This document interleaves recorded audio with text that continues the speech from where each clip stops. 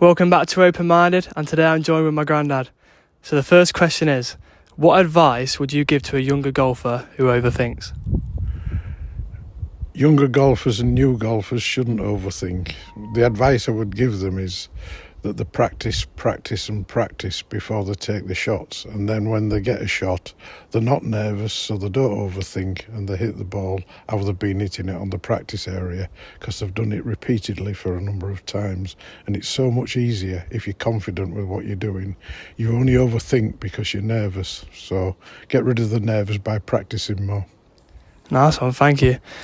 What would you say has been something you've struggled with your mindset when playing golf? I've struggled with not thinking about the shot in hand and thinking about what my overall score would be.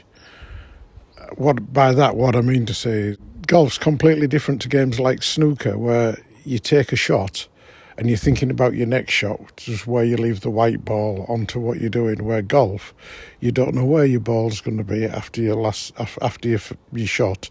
So there's no point in thinking the future ahead. And what you should do is put all your thoughts into the shot you're making and make sure that it goes straight and lands in the fairway, where you can hit an easier shot for your next shot. And not think about your overall score, and just go around the course thinking about your next shot all the time.